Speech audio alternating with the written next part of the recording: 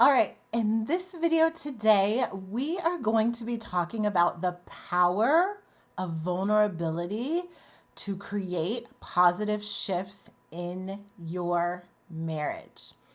A lot of times, what I find is that when we are unhappy, when there is a part of our marriage that isn't going the way that we want, or our partner isn't showing up the way that we would like, we try to change it. And most often, what happens is the way that we try to change it is by complaining, criticizing, or controlling. How many times have you approached your partner and said, "Why can't you ever?" Then fill in the blank with 1,001 other things. How many times have you had an attitude and been so frustrated and shared with them how frustrated you are? It makes me so mad when you do. Fill in the blank. Or I can't believe, fill in the blank. Or you are always, fill in the blank. Now, if you find yourself doing this, there's no judgment. You are human. So much of how we have learned to provide feedback and create improvements comes from shaming and blaming. And I want you to think back to as a child, how were you disciplined? How were you, told what to do? Or how were mistakes handled? So many times, the ways that we learn to communicate in our marriage are just a replica of the communication we received as children growing up. So we live in a culture where we believe that condemning and shaming someone is the way to inspire them to be better. But I'm sure as soon as you heard me say that, you're like, that is ludicrous.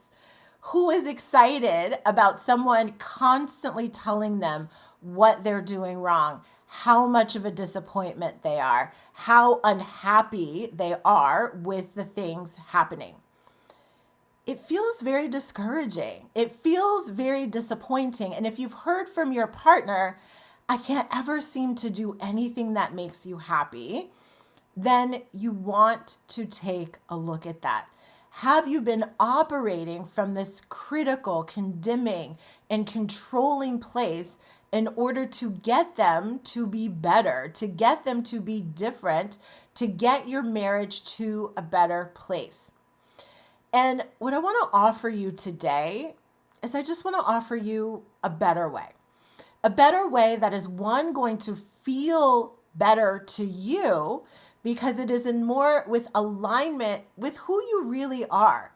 I'm sure when you're complaining and you're criticizing and you're feeling so negatively towards your spouse, you feel awful. It's not who you want to be. It's not how you want to be. And maybe even after the conversation or after the argument, you feel pretty guilty. You may look back at yourself and think, man, I was so hard on them. Or I could have said that so much better. Or if I had just given myself a little bit more time to calm down, I probably could have had that conversation in a different way. Now, this is me as well. So again, there is no judgment. There is so much learning and growth and opportunity to do things better when you're willing to look at yourself, when you're willing to reflect on what went wrong in that conversation. How come I keep getting a very defensive reaction? How come it's so hard for my spouse and I to come together and talk about our issues and actually find a positive, productive solution forward? The secret that I want to let you in on is the power of vulnerability to create positive shifts in your marriage. Now, when I am talking about vulnerability, what I'm really talking about is you going inside your heart, finding the tender truth of what's going on for you, and then sharing that with your spouse. Being able to be vulnerable means that you're willing to look at yourself first before you go blaming and attacking them. And I want to give you an example. My husband and I were talking about a situation that my daughter had at school. She had sort of a little, conflict with a classmate. And I was telling him about it. And my knee-jerk reaction was to like swoop in as a big mama bear and remove her from the situation, to email her teachers and say, like, my daughter needs to be kept away from this student. They don't really get along. My daughter feels intimidated by this student, X, Y, and Z. And so I'm sharing all of this with my husband, obviously very emotionally activated myself because it's my daughter. And he had a totally different approach. He was like, well, I want to talk to our daughter and I want to tell her how to stand up for herself. And for me, that felt very unsafe. At the time, I didn't realize that. And so what happened was when he made that comment, I was like, you don't understand. And we had like this snippy exchange because I was triggered by what he said and triggered by what he wanted to do. And so I went down the path in my own head about he's so insensitive. He doesn't get it. He's a man. She's a girl. I just had this whole long story about how wrong he was in his approach. And it sat with me. Like, we ended the call because we both knew, like, okay, this conversation isn't going to be very productive. So we're like, let's talk about it later. And so instead of ruminating about how wrong I thought he was, I went inside. I was like, why did that bother me so much? What's going on with me that I was so reactive to this conversation with him? And I went back and I connected the dots to some of my own childhood experiences. And I realized that when I am confronted with someone that I'm intimidated by, I freeze. And in my freezing, I didn't speak up for myself. I didn't stand up for myself. And I was mistreated in a lot of situations that in hindsight, I wish I had been more confident. I wish I had been more forthright and standing and placing boundaries and things of that nature. And so to be confronted with this, it reminded me of my own wounding. It reminded me of some of my own traumas.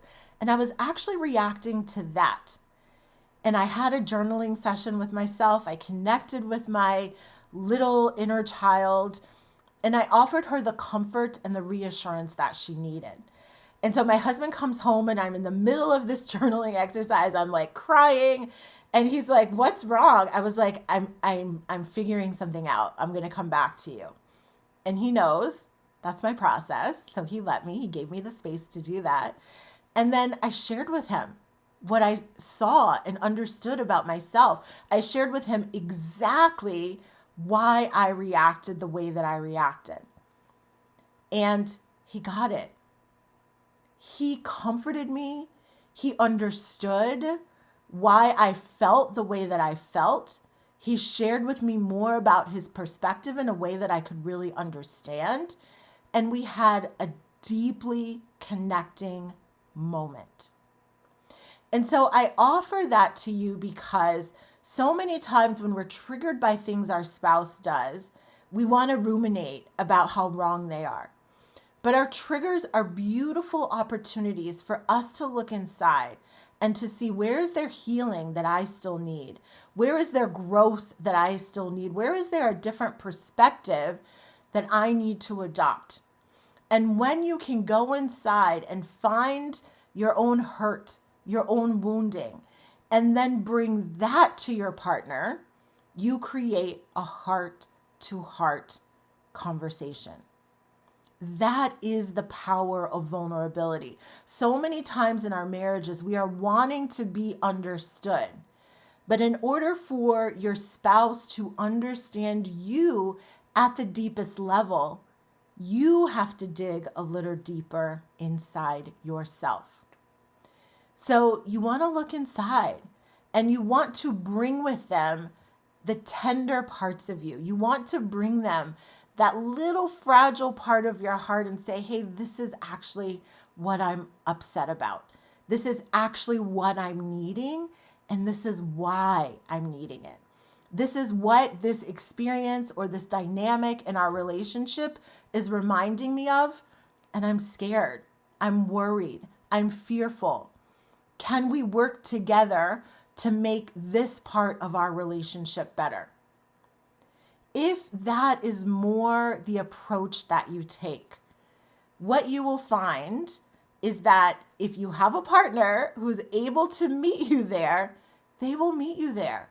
They will see your vulnerability. You will touch their heartstrings, and they will be able to connect with you on an entirely different level. So this is the power of going within. This is the power of being vulnerable. We don't have to have the tough exterior all the time where we're angry and criticizing and complaining and telling our partners what they need to do. Sometimes all it takes is going inside, finding those tender places in your own heart, and then giving that to them. I would love to know what you are taking away from this conversation. I'd love to know, what is your aha? Where do you see yourself in this? How can you start applying this and lead with tender vulnerability instead of angry criticism? I assure you it will make a difference. And if you want to explore this topic more, if you want to learn more about being vulnerable in your relationship, if you want to learn more about how to navigate your own triggers and reactions to your partner, I invite you to tune into my podcast, Love Marriage Again with Dr. Chavonne. I will link to it in this video, and I would love to continue the conversation there. Thanks so much for tuning into this video.